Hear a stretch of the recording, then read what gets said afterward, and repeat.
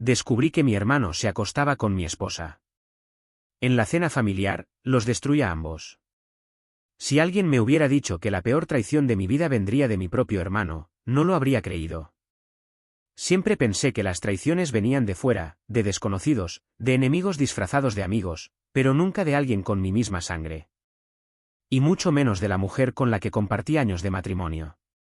Me llamo Javier, tengo 36 años, y hasta hace un mes, pensaba que mi hermano Sergio era mi mejor amigo. Crecimos juntos, compartimos la infancia, los mismos valores, las mismas experiencias. Siempre pensé que aunque éramos diferentes, nos respetábamos. Yo era el tranquilo, el reservado. Él, en cambio, el carismático, el que entraba a un lugar y se convertía en el centro de atención. Aún recuerdo la primera vez que me di cuenta de que algo andaba mal. Mi esposa, Carolina, empezó a actuar diferente. Al principio, fueron cosas pequeñas, mensajes que no me dejaba ver, salidas inesperadas, noches en las que prefería dormir en el sofá porque estaba muy cansada. Pero lo que realmente encendió las alarmas en mi cabeza fue la forma en la que miraba a Sergio cuando creía que yo no estaba viendo. No era la mirada de una cuñada normal. Durante semanas, intenté convencerme de que estaba exagerando. No quería creerlo. Mi hermano y mi esposa. Era imposible. Hasta que, un día, mientras Carolina se duchaba, su teléfono vibró en la mesa de noche. No soy el tipo de hombre que revisa el celular de su pareja, pero algo dentro de mí me empujó a hacerlo. El instinto, la sospecha, el dolor disfrazado de duda. Lo que encontré me destrozó por completo. Mensajes. No de simples coqueteos, sino de encuentros detallados. Fechas, lugares, confesiones sucias de lo que hacían cuando yo no estaba. No era un error, no era una confusión. Carolina y Sergio llevaban acostándose durante más de un año. Sentí náuseas. Un año entero. Viendo a mi hermano en cada reunión, compartiendo cenas con él, ayudándolo con problemas de trabajo, dándole consejos sobre su vida. Y todo ese tiempo, él se acostaba con mi esposa. En ese momento, entendí que no podía hacer un escándalo sin más. No podía simplemente gritarles y exigirles respuestas. No merecían un enfrentamiento privado. Merecían algo peor. Se acercaba la cena familiar en casa de mis padres. Toda la familia estaría ahí. Mis padres, mis tíos, mis primos. Todos los que alguna vez creyeron que Sergio era el hombre encantador, el hermano ejemplar. Era el momento perfecto para destruirlos. Las semanas previas a la cena familiar fueron las más difíciles de mi vida. Dormir junto a Carolina, verla sonreír, besarme en la mejilla, fingir que todo estaba bien cuando sabía que se revolcaba con mi hermano, era un infierno.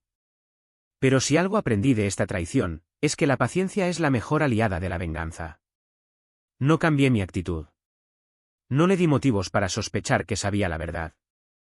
La seguí tratando como siempre, con amor, con confianza. Lo mismo hice con Sergio. Cada vez que lo veía, lo saludaba con la misma calidez de siempre. Cuando hablábamos, fingía interés en sus problemas, le preguntaba cómo estaba su trabajo, cómo iba su vida.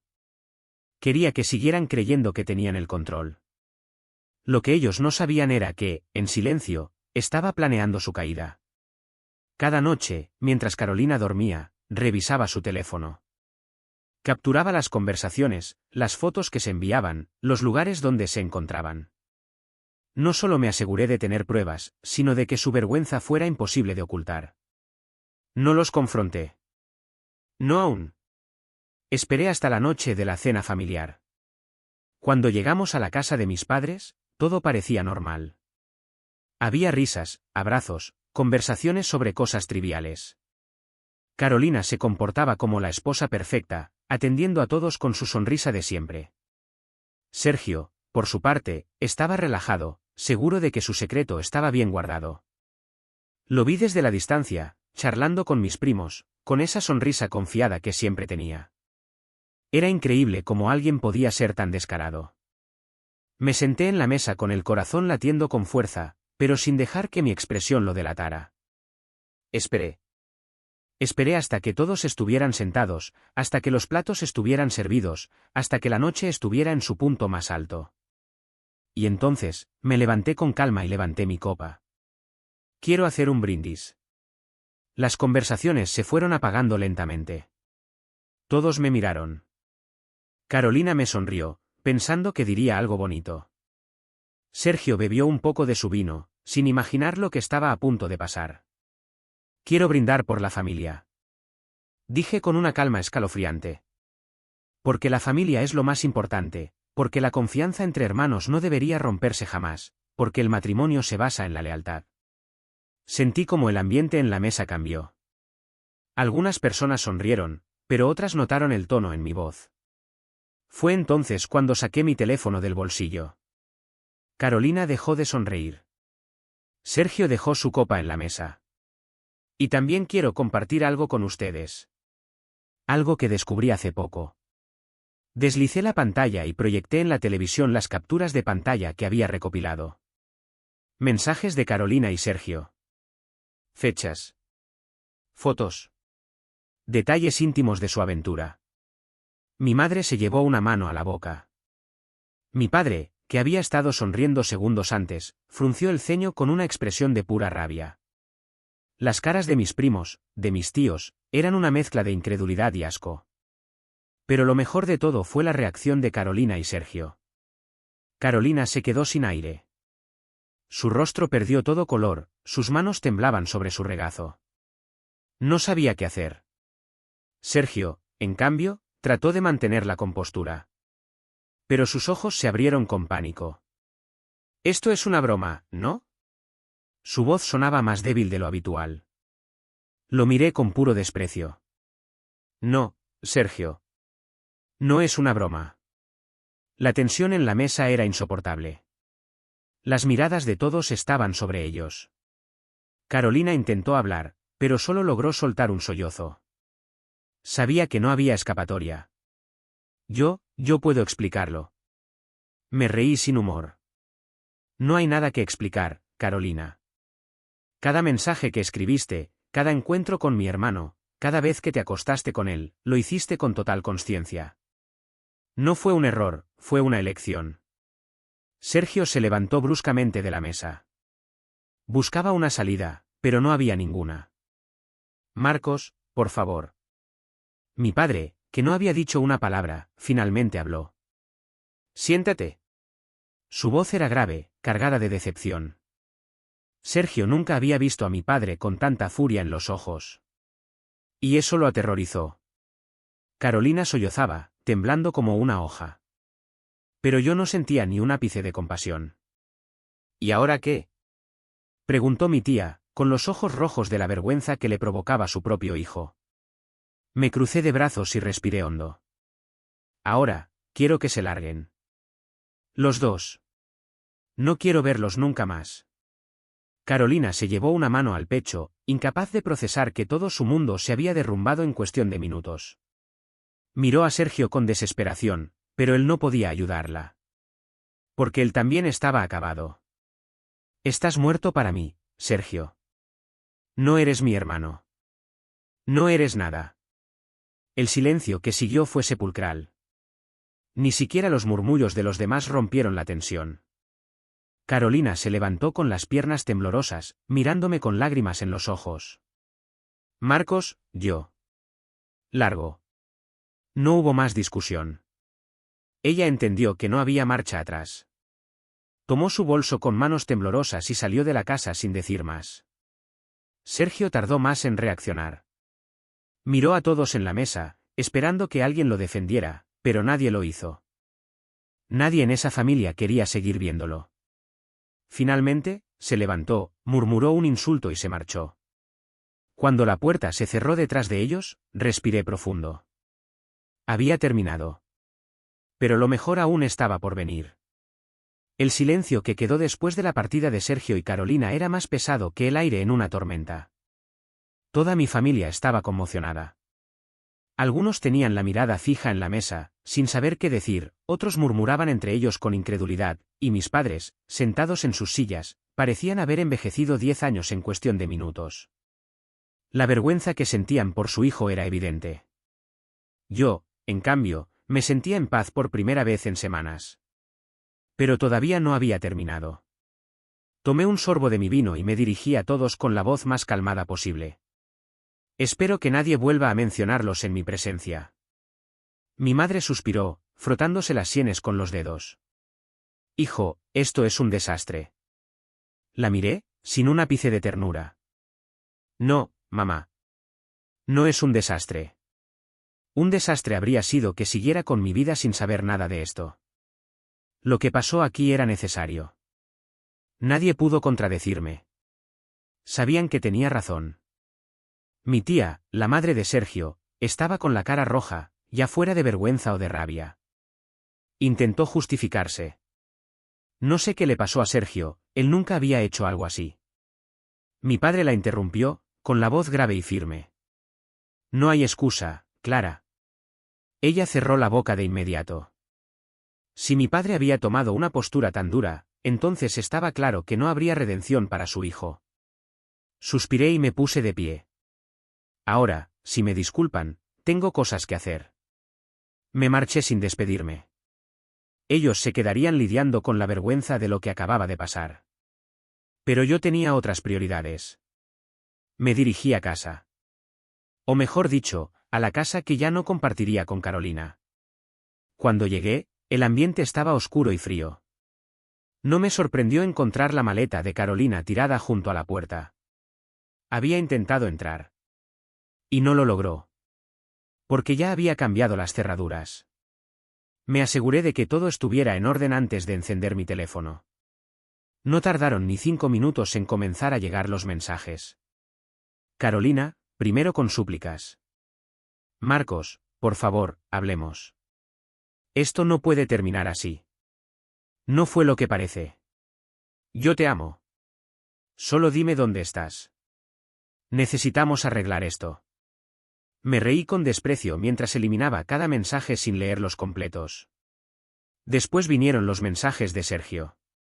Pero los suyos eran diferentes. No había súplicas. No había disculpas. Te pasaste de la raya, cabrón. ¿Qué ganaste con esto? ¿Arruinar la familia? ¿Arruinarme a mí? Vas a arrepentirte de haberme hecho esto. Esa fue la gota que colmó el vaso.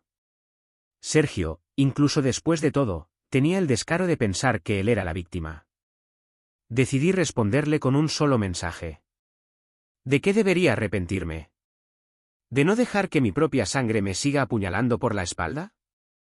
¿De exponer lo que hiciste en vez de seguir siendo un imbécil? No vuelvas a escribirme. No existes para mí. Lo bloqueé. Para siempre. Me serví un whisky y me dejé caer en el sofá. Sentí que me quitaban un peso de encima.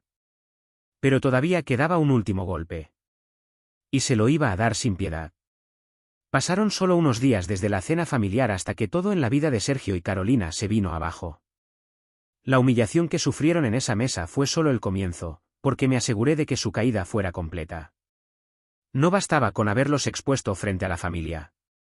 Ellos habían destruido mi vida, mi confianza, mi dignidad. No iba a permitir que se fueran sin más, intentando minimizar lo que habían hecho. Sergio tenía que perderlo todo. Carolina tenía que quedarse sin nada. A la mañana siguiente de la cena, me tomé el día libre del trabajo. No para lamentarme, sino para ejecutar el último golpe. Abrí mi computadora y envié un correo a la empresa de Sergio. Un correo con pruebas.